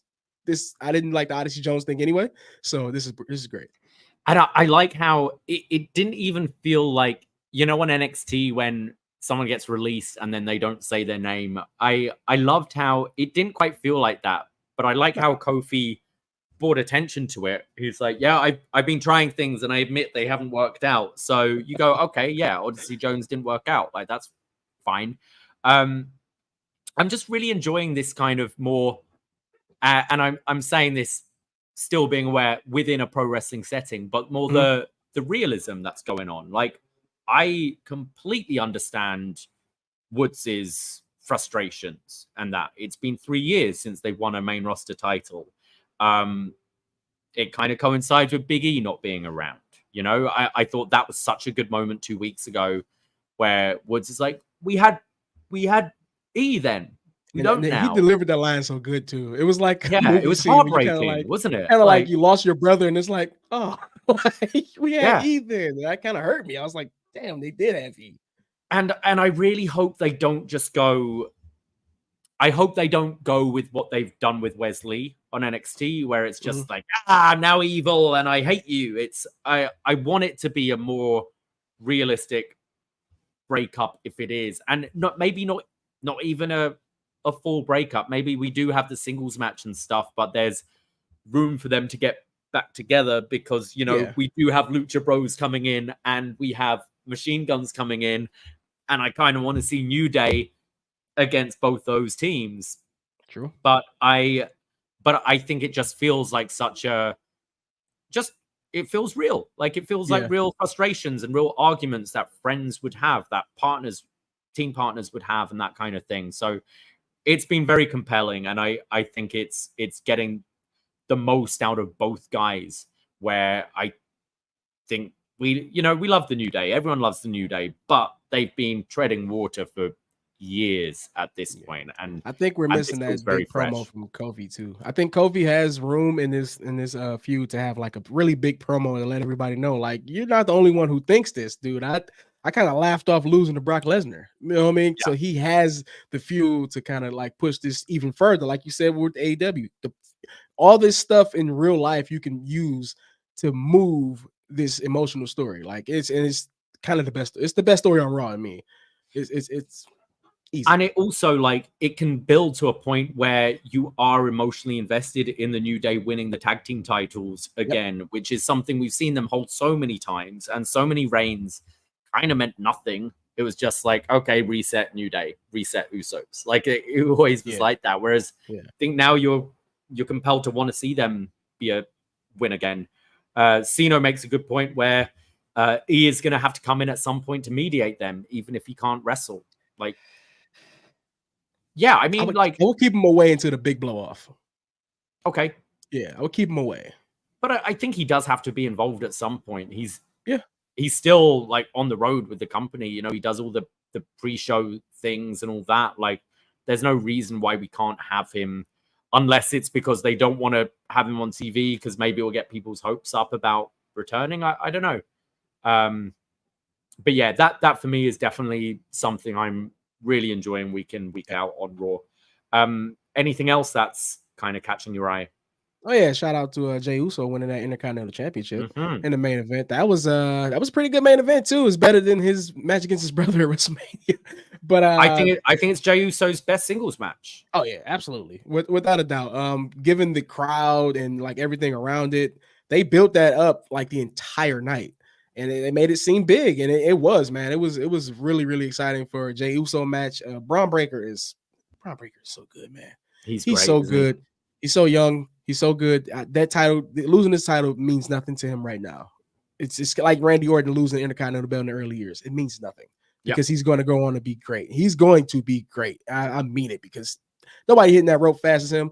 Nobody's selling it, even though he has some kind of like funny lines, you know, when he's doing his promos, and he's having a hard time getting a couple things over. But I think that where the dog's at is kind of working. I think it's working. I don't know. Like, I've been hearing criticisms of that, and I just think it's wrestling. Everyone has a catchphrase, and like he delivers some kind of crazy. He says it. Everyone responds. Everyone, and like, sure, it's a bit cheesy. I am a dog, but it's working. I mean, they're barking as soon as he hits the screen, they're barking. So you know, he's going to be great though. But shout out Braun, man. Shout out Jay too. That I can't talk enough about it, man. For them if they have a rematch on a PLE with a packed house in a big arena, it'll go crazy. Yeah. I loved that main event. I think it was for Braun, I enjoyed it more than the Sammy matches, and definitely Jay's best match as well. And I think it was somewhat surprising because I was kind of expecting a long reign with Braun, but I don't think it hurts him in the slightest. Not even a little bit, no. And I think they can play up the stuff that they kind of did in NXT, where yes, he is so naturally gifted at all these things, but he's still really young in his career, so will slip on a banana peel once in a while, and that's okay. And I see a feud with Punk down the line, and I see him fighting for that world title within a year, to be honest. I don't think it's going to take too long. Yeah. What defenses do you see for Jay moving forward? I see Xavier Woods' defense. Okay. And Xavier Woods should lose, but he should work his way to getting that title shot just to prove it to Kofi that I could get here, and he should lose. And that should really kick off to him and Kofi, like real nasty battle right there. Like him getting to that point and losing, because they've been dancing, him and Jay, you know, with the Usos in the New Day, they've been going back and forth for years. Now that he has a single title of his own, finally, Woods should get there and lose to him. I think that sounds great because correct me if I'm wrong, but I don't think Woods has held a singles title. He was king of the ring is as close as he's got. Whereas, you know, both Kofi, I mean, Kofi's been US, IC, and World. Big E's been World and IC champion. Like, he's the only one to not hold a singles title. And yeah, they're close with the Usos, who are a tag, and now he's finally got a singles title. I think that sounds good. I think that works. Yep. I could see a Sami Zayn singles match, like babyface v babyface. I think Sami's been in that picture for a while. Obviously, he's challenging for the world title at the moment, but I could see him beating one of the Bloodline guys too. Yeah, it's like on a crossover, you know, one time, one off, maybe a Raw, who knows, or a special kind of Raw somewhere. Just beat one of the Bloodline guys. Doesn't matter who. Pick him. Pick maybe Tama Tonga, because he can have the best match with Jay. Yeah, for sure. Yeah. I'm also really enjoying the Bronson Reed, Braun Strowman thing. Who'd have thought? You've got me into Braun Strowman in 2024. I think they've done an incredible job with these two. Yeah. It's been great just watching these guys kill each other all around the ring and the arena. That promo video for the giant monster battle was crazy. I couldn't, man. I thought I was watching like a movie trailer at first. I'm like, oh, they got something, or I didn't think it was like a Braun versus Bronson match like video. I'm like, what is this? What is this? Is it like a advertisement or something? No, it's these two guys, and it was just phenomenal, man. But yeah, I can't wait for the for Bad Blood to see what they're going to do in this street fight, because they've done everything already, and they've been teasing this. No, it's last man standing match. Last man standing. Right? Last monster standing match on Raw next week. They've been teasing that suplex off the top. Now it's on Raw. Are we expecting this the ring break? You know, if I think so. I'd like to see if they could do anything else. That's a bit different. I think the ring break is most likely. If we don't have a LED ring, just know it's breaking at the end of the night. True. Oh yeah. I didn't think about that. Yeah. But yeah, I think I'm not normally a fan of this stipulation, but this stipulation in this case makes a whole lot of sense, and I think it's going to be a spectacle. If what we've been treated to the last month on Raw between these two is anything to go by, they're going to go all out on this thing and probably have some pretty cool stunts planned. I want to see Braun back in that, what would it have been, like 2017 mode as well, where he's flipping ambulances and all that shit. Just do it all. Do it all in this match. So he flips a car on Bronson Reed. Yeah. That's a small one. Like he flips a smart car or something. Yeah. These guys, but these two big men, they probably can toss a smart car back and forth like they're playing a game of catch. You never know. But I am enjoying this this meaty division we have on Raw going on right now. I mean, Ivar's out of action right now, but he was part of this as well. At some point, you're going to have Obafemi mixing it up with these guys. If Miro ever comes back to WWE, like I think he'd slot in pretty nicely with these lads. Like it's a pretty fun division to watch, I think. Oh yeah. It's just Raw, just full of just big meaty men. Yeah, big guys. I'd say like probably the thing I'm least interested in right now is the Judgment Day stuff, which really? I just think for me it's maybe just dragged on too long. I'm not hating it, but it is kind of the main event story, I'd say, probably on Raw at the moment, and I find it's the moments where I'm least interested on the show right now. Okay. Yeah. Besides the crowd going absolutely crazy when it happens, that's pretty much it, because the LWO is so cold. Or not, was it not the LWO? I'm sorry. Yeah, because they've been adding the LWO inside of this beef, which is weird to me. I don't want to see them interacting with the Terror Twins. But yeah, I get it. I hope that Bad Blood is the end of all of this. I hope that the Finn and Priest match kind of blows those guys off for a while. I'm hoping that Liv and Rhea kind of wrap this up, because I want to see those two against some other opponents right now. They've been doing that since Mania. Well, no, not Mania, no. A little bit after Mania. When Rhea came back. Yeah. So I'm kind of all set with these two right now. Not to say that Rhea's actually been pulling good matches out of Liv, so I'm fine with that. Liv's improved a lot, I Yeah. think, and I don't think she maybe gets given the credit she deserves. Obviously, the character stuff is there these days with her and Dom, but I think in ring she's been pretty good, and pretty consistent in the last year. I'm not too Oblivion used to look so bad to me, but not so bad no more. You know, people are really selling it really good now. Yeah, and she's doing good at kind of doing this sort of hitting it out of nowhere. Yeah, the setups thing have been as great. well. Yeah. She's been working on it. Shout out Liv. Do you see Rhea winning this title or Liv retaining? I think it's time, right? Yeah. Like I think Liv's kind of screwed her over too many times. Rhea's got to get I don't think back. Liv needs a title anymore. I think her and Dominic are hated enough that they don't need belts anymore. No. Yeah. And Rhea, holds this through to Mania? At least until Charlotte comes back. That's what you think, Rhea Charlotte? Pretty much. At least till Charlotte comes back. Who else? What else do we have coming? Besides, I want Rhea Bianca. Roxanne. I think Bianca's in need of a heel turn. Yeah. So that's going to have to wait.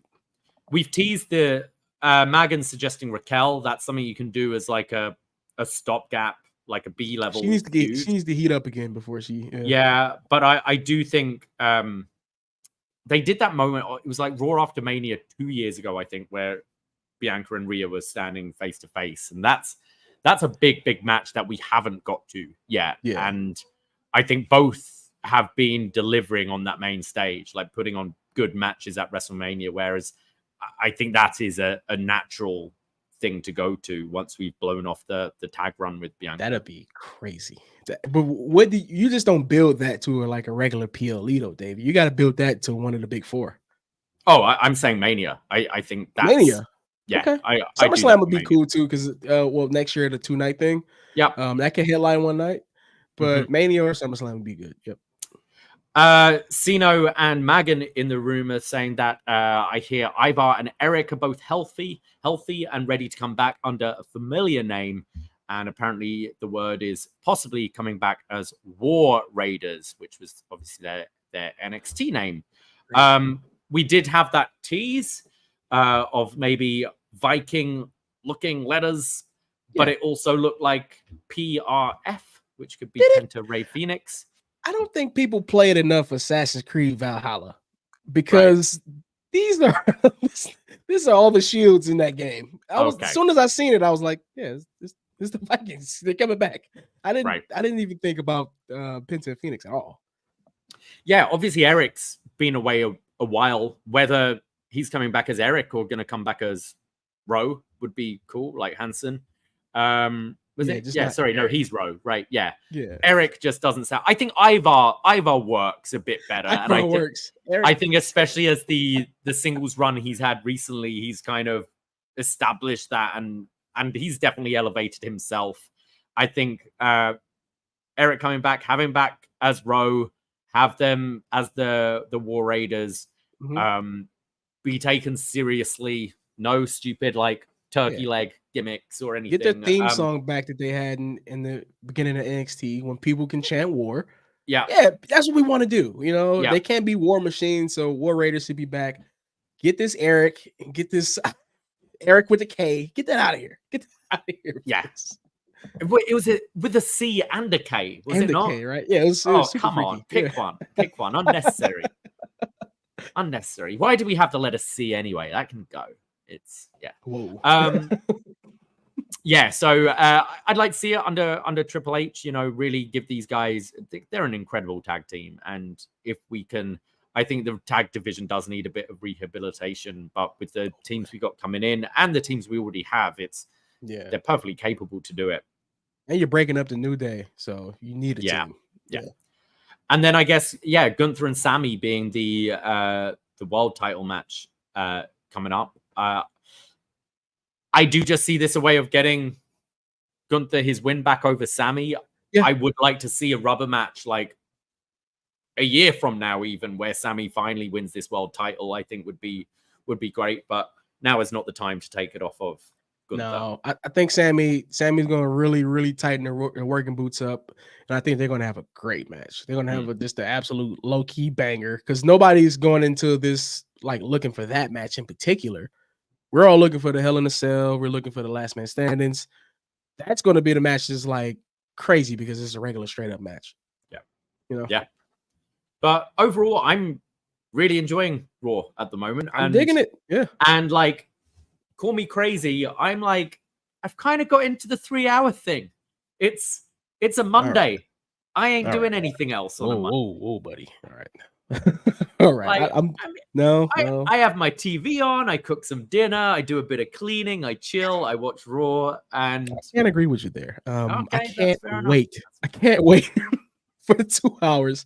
Being a football fan, the 2 hours just suit me better because like this Monday we had 2 football games at one time.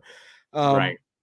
But I had 2 screens going and I couldn't flip the other one. So that was kind of like, hey, if this show went off at 10 o'clock, I would still have some time over here. But I kind of got used to 3 hours too. So this is going to be a big change for me just getting my Mondays together because I usually fall asleep on the last like 30 or 40 minutes of Raw.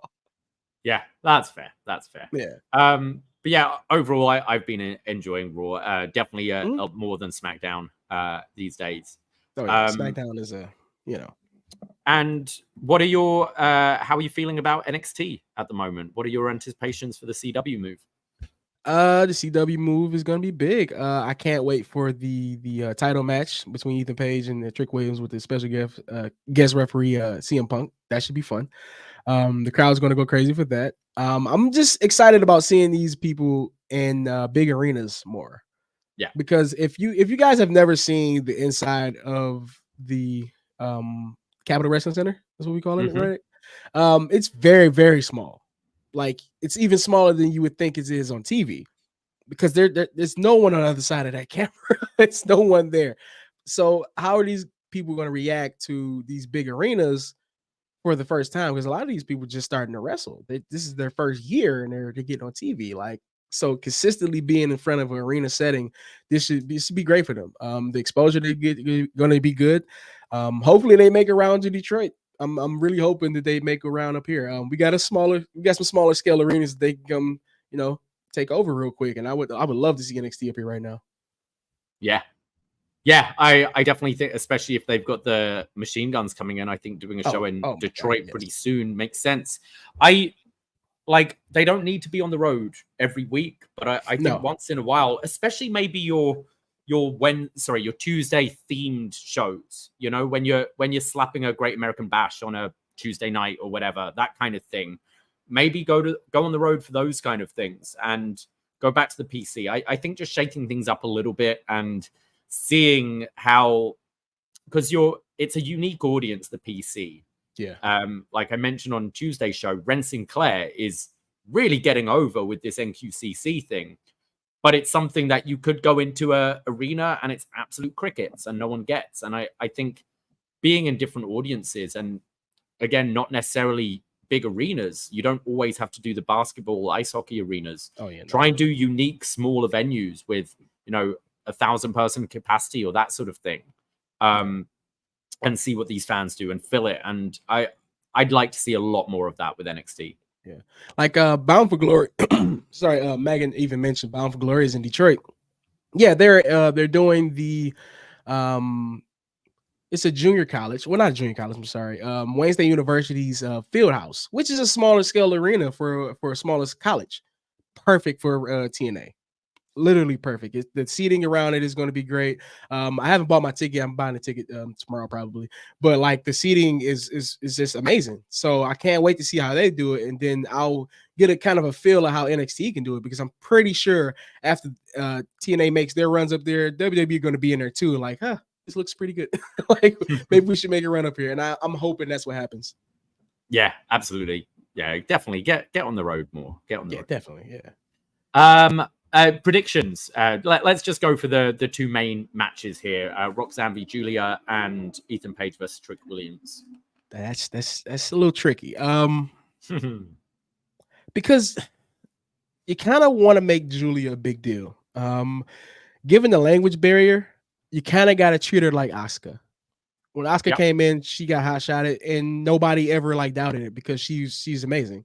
So I think throwing that belt on Julia right now, and then like having her show everybody, like, you might not be able to understand me all the way, but you can watch these matches and understand me, because I'm gonna kick somebody's teeth down the road. So yeah, I've been getting more hip to Julia now, because I didn't really know much about Julia. She is good. She is really good. Oh, Like, yeah. she's, oh boy, I'm so happy that she came to WWE, but she's really good.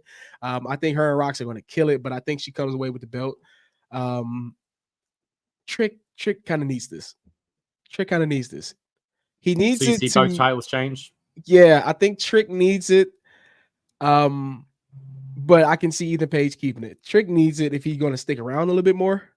If he doesn't have any plans to stick around, he doesn't need the belt. He can put Ethan over big. But if he's going to stick around, you need that belt. Yeah.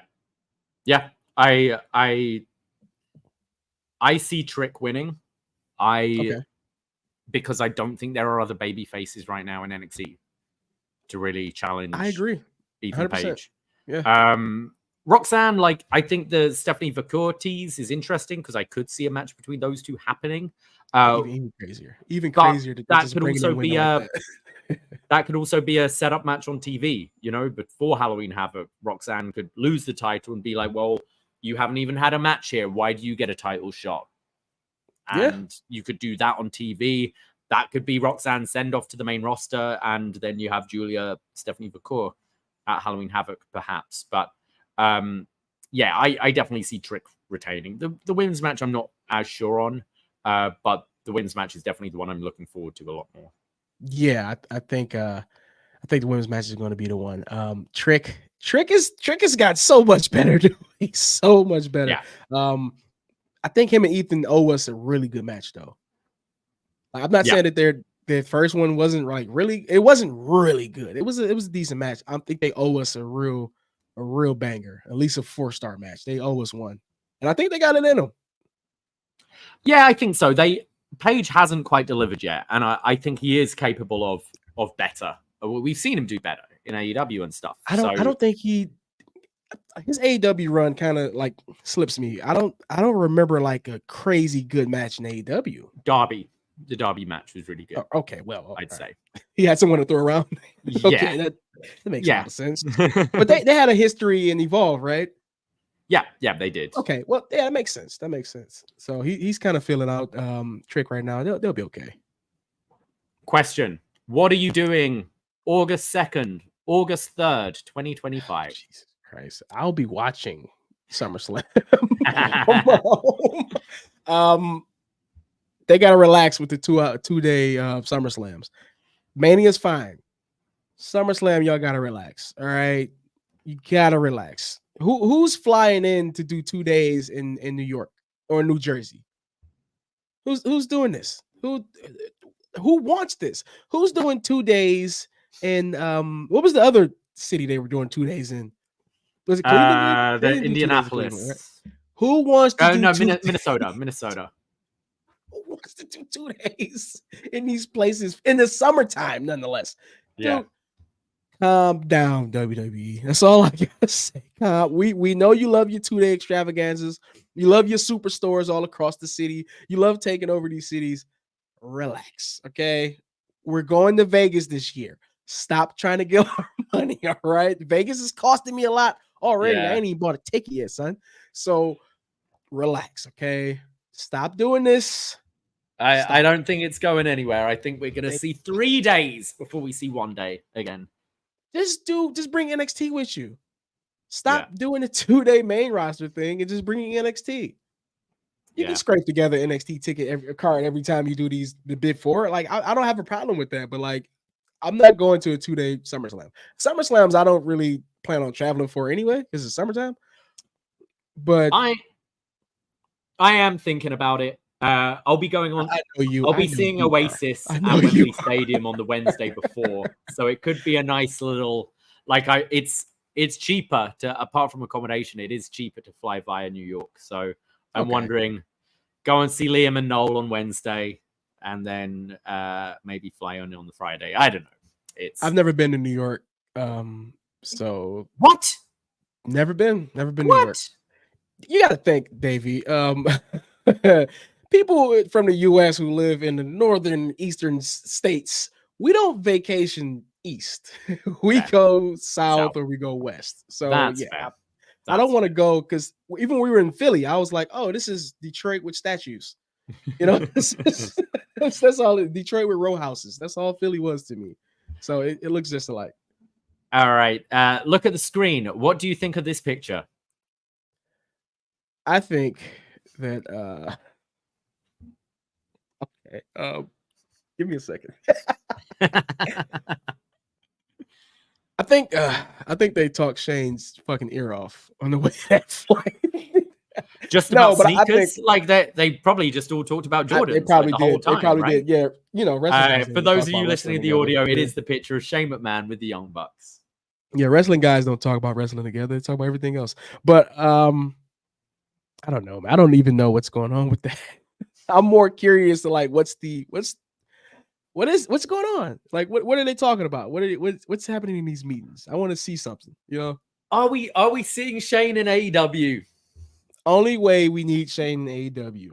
And this is the only way I'll accept it. The Young Bucks are playing this asshole EVP role. Yeah. Who knows how to be a terrible EVP / terrible family in the top office better than Shane. Yeah. So unless he can help those guys and like Shane, the Young Bucks, Jack Perry, and Okada, I wouldn't mind that. You know, Shane cutting terrible promos.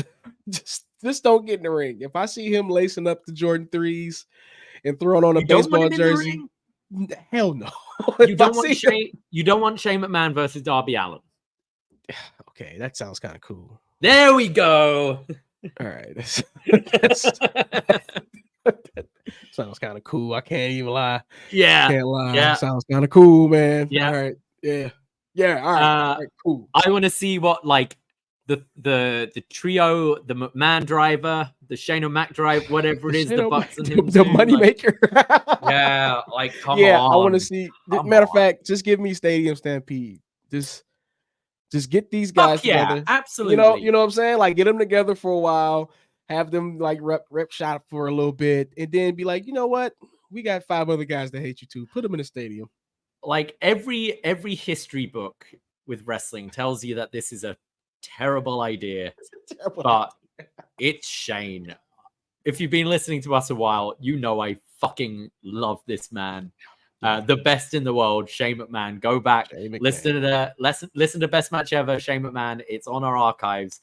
And we will release it for free if he signs with AEW.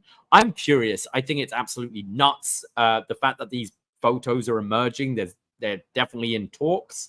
I haven't finished the McMahon documentary yet, but I hear Shane McMahon comes across kind of well in this thing. Yeah, I heard that too.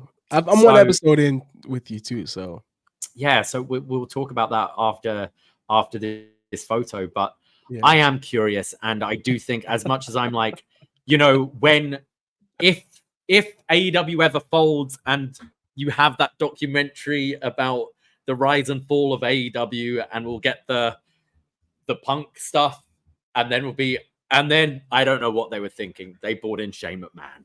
Yeah, but I can just hear care. I don't care. I want to see this guy. I want the baseball jerseys. I want the Jordans, and I want him versus Darby Allin in my life. Shout out! I got a younger cousin of mine whose birthday is today. As a kid, he's always loved Shane McMahon too. Shout out Jalen, man. He's a big Shane McMahon fan, just like you. Shout him out. Is he the guy that does the rap? No, it's his brother actually. Yeah. Okay. Yeah. Cool. Yep.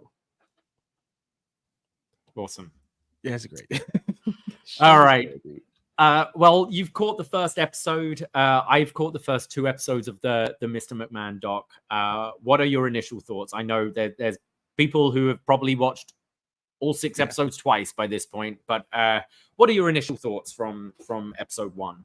Episode 1, this is what I kind of like. I'm okay with this episode. like this episode was fun. Seeing the backstage videos of like early WWF was like crazy. I've never seen like kid Vince pictures either. Like that was wild. I've never heard anyone talk at length about Vince McMahon Sr. That's kind of cool too. A little bit more of an insight to him. I kind of want a Vince McMahon Sr. doc, like if it's just like an hour long or something, because the territories are very interesting to me because I kind of grew up in the tail end of the territories. So that was really cool. But I can see that we're getting into the scum. We're getting into the scum now because a lot of Hulk Hogan is showing up on there. I'm sorry, Terry Bollea. I will never call this man his gimmick anymore. He is Terry. All right. But I'm ready to get completely like mortified toward the end of this documentary. But I hear it's not as scathing as it should be. Okay. And that's fine with me because my personal feeling toward Vince McMahon will not change. So this is just more of an insight into stuff I don't know. This is cool. Yeah, I did find I think episode 1 was pretty interesting. From looking, episode 2 kind of gets into a lot of like the Ring Boy scandal and Rita Chatterton and that kind of thing. Looking ahead, episode 3 is Montreal, which I don't need to go through again. And it does kind of feel like the next few episodes are kind of Dark Side of the Ring episodes we've already seen, with, you know, the talking heads from McMahon and stuff, which, so I think, you know, this is not necessarily designed for wrestling fans, but it's front page of Netflix. It's other people are going to hear these stories for the very first time and won't necessarily know them. From someone who does know all of this and has seen all the Dark Side of the Ring documentaries and aware, episode 1 was definitely the most interesting, was interesting to me. Hearing Vince talk about his stepfather and Vince Sr., I found that really interesting. Hearing Vince kind of use terms like babyface and heel was really crazy, right? Yeah, like it's words we throw around all the time, but hearing Vince and Kennedy McMahon say these things was like, whoa, okay. Yes. I started episode 1 with Braden after we recorded Up Next on Tuesday, like just 3 a.m. as soon as it dropped over here in the East. And just the like clip at the beginning when you're seeing, you know, Hulk Hogan, Steve Austin, The Rock, The Undertaker, Cody Rhodes, Bret Hart, like so all cool, these right? huge names sitting down to talk. And we're like, Triple H, Shane McMahon, Stephanie McMahon, Linda McMahon, Vince McMahon, all these people sitting down to sit. And we're like, oh shit. Because, you know, Dark Side of the Ring, we get Too Cold Scorpio and Brooklyn Brawler and Droz and whoever. And it's no disrespect to them, but they've got the big names here talking, which is... Did you notice that Dwayne was the only one while he's sitting down, full plate of food, full like team helping him while he's sitting down? I'm like, look at this guy. Look at this man. So I found that stuff kind of interesting. And from obviously we're getting into the scandals kind of really pick up in the second episode and onwards. But there was a part of me who, like, you know, I've been following everything. Like Post Wrestling have done incredible coverage of everything going on, and we are under their umbrella. But there was a part of me watching episode 1 with Vince, and I'm like, but it's Vince, you know. And hearing him talk very openly about his father and that relationship and how he, you know, the stuff of conquering the territories and going out on his own and doing it, and his dad eventually being like, yeah, fuck him, like it's competition, win on his deathbed nonetheless. And like that kind of stuff like still had me go a bit like, you know, it was kind of a good you're a argument monster, you've done, like, but it kind of made me think of, but I do respect what you did with that. And there is a lot, and you can kind of understand wrestlers' dilemmas who are way closer with him. And this isn't just something as a fan, but something that he did give them their life and Bruce Pritchard is, he's the guy on these documentaries that will not say anything bad about Vince McMahon. And it's, the man I has just found been it living good and never took a bump. So I understand Bruce Pritchard. Like he's taking bumps, but not like, you know what I mean? He's not killing himself out there for Vince. So I found that all very interesting, just from a documentary point of view, is how you could make someone like me who strongly dislikes this man still get that emotion out of me watching this. I found quite interesting. And obviously as it goes on, we're going to see him. There's a line in the second episode, which, he goes, it's something along the lines of, and even if I did rape her, it was beyond the statute of limitations. But you're like, fucking hell, Vince. Jesus Christ. Jesus. Yeah.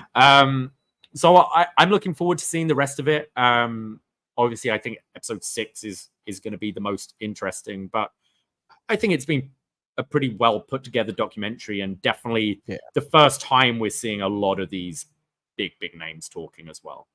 Yeah, I'm really digging it, man. I'm that, like you said, I didn't expect to like feel any kind of sympathy for him, like at all. But like hearing his relationship with his father and not meeting him until he was like 12 or stuff like that, and growing up in the trailer park and like actually having this successful father that you don't even know his success until you actually meet him. I'm like, what? It's crazy. But to see the drive that both of them have, I understood, not saying that I condone, but I understood why his father was like, oh, I got business to handle, so I'll get my kid later. But he kind of installed that work ethic into Vince Jr. Like, no, you're going to be this. And I kind of, that's why I said Vince Sr. seems way more interesting to me at this point, because I come from a family who used to watch big time wrestling, and that's all my, so I remember all this stuff. So I really want a real Netflix documentary about the territories. I think that'd be really dope. I want to encourage everyone to read Stephanie Jace's post on Twitter as well, because she breaks it down pretty eloquently about how this documentary explores the relationship between men and their fathers. And, it's quite a thing in society to talk about, women with their daddy issues and stuff like that. And I think an overarching thing of this documentary, you see it painted quite clearly in that first episode, that Vince was always seeking the approval of love from his father. And I haven't got there yet, but I imagine Shane McMahon has a lot of that as well. And especially how wrestlers see Vince as a father figure. And you go to that Ariel Helwani interview with Punk, where Punk is like, fuck off, I've got a father, I don't need a father, that kind of thing. I find it quite interesting. So at Stephanie M. Chase on Twitter, I thought it was really eloquently put and worth checking out. If you ever played any sports or anything, any organized sports, you'll see the same thing, a way like certain players look up to the coaches. So I 100% understand like some wrestlers not being able to say anything bad about them, because I know coaches do terrible things, but they can't say anything bad about this coach because he picked him up from school every day, he took him home from practice every day, stuff like that. It's just the little things that happen to a guy who really just molds you into that person. Like, I can't down him on the camera. I might be able to down him in my head or to you, but I won't do it in camera in public. So I get it. And to go to the I don't know what episode it is, I haven't reached that episode yet, but the part where Steve Austin says that he's not a CTE guy. Yeah, I haven't got there yet either. So I kind of want to listen to the whole context of it. It's a thing though. It's a thing though. I think it's a real thing, because I've heard so many football players say that, like a lot of them, like a ton of football players. I watch a lot of podcasts with ex-athletes, and they kind of all say the same thing. Not all of them, but like a lot of those guys do not believe in like, oh, I got too many bumps on my head, I'm gonna go crazy. Like none of those guys believe in that. And they kind of downplay it too. So it's like, kind of expect Austin to say that. He's an old school guy too. Old school guys do not believe in that science mumbo jumbo. So yeah, it makes sense though, but it's not. He's terribly incorrect, but it makes sense. I still find that the timeline really interesting. So what this is 2021, right? That these interviews took place, and I'm trying to. Okay, so I believe it's around then. It just seems Vince, who has always been pretty private, I think, with these sort of things, hasn't done a great deal of these interviews, suddenly opens up for this Netflix documentary. He does the Pat McAfee interview. He wrestles one more match at WrestleMania. He takes one more stunner. I kind of got the sense that he feels his mortality in wrestling is coming to an end, and that's why he's doing this. Mortality overall, and whether it's like literal mortality with I've only got a few years left, whether it's there's shit on me that's going to come out and I want to get my stuff out before that happens. Like, retiring is probably lower down because I don't think any of us really believe he'd ever want to retire. But it's so strange how like this all happened in a very short space of time that suddenly he's like pulling back the curtain and doing all these things and having that one last WrestleMania and that one last stunner and all that. I just find it quite curious. Yeah, it's really, really strange. Like you said, the Pat McAfee interview, and he's sitting down for 6 episodes with Netflix. How much stuff did they cut for this that we're not going to see? You know what I mean? It's hours and hours. You know what I'm saying? So like this is even like Jake's saying in the chat. I haven't even got to the Owen stuff yet. Yeah, but I can't wait to get to it. Yeah, because I was alive and kicking when that happened, and I remember watching that pay-per-view and like, what just happened here? And you know, so I want to hear from his perspective because we heard everyone else talk about it before. Never heard Vince talk about it, so I really can't wait till I get to that. I think I'm gonna get to that probably today or something. Yeah, but I plan on watching along with John Away's coverage of it too. So if you guys want to check that out, I'm pretty sure a lot of listeners are already going to be listening to John Away. I'm going to watch along with those guys as they drop the episodes because they're going to put that work in. I'm gonna stay along with them.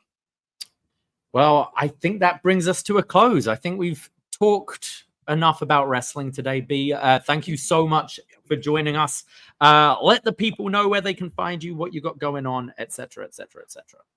People, if you please want to give a listen to What Up, Though, with me and John Cena, we talk about everything that we talk here and a little bit more, especially a lot of rap. You can check out What Up, Though on the Poisonrana feed. You can check me out on Instagram at Cool Game Big B, and that's pretty much it.